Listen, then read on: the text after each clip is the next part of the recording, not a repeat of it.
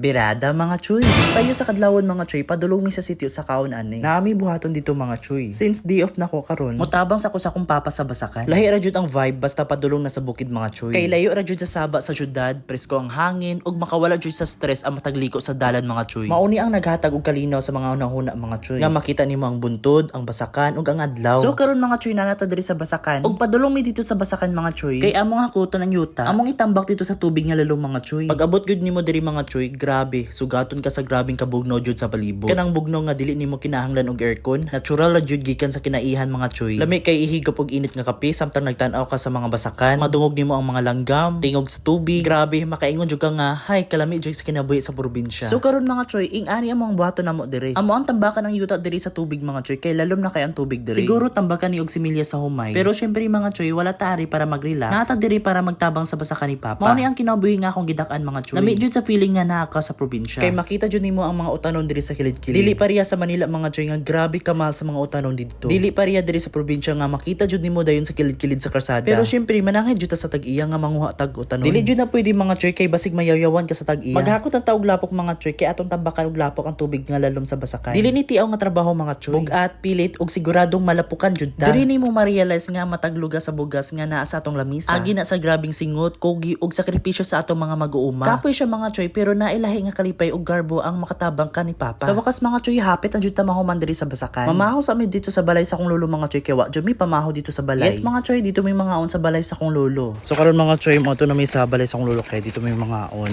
Mamahaw kay wa pa may kaon gikag balay. Actually di off na ko tapos magtabang-tabang na lang pud ko diri sa basakan. Since ugma is duty na naman. Actually mga chuy nag-online work day ko sa balay. Part-time lang good pero pag April 9 balik na ako doon sa Manila. Work na naman tayo doon sa Manila. Go.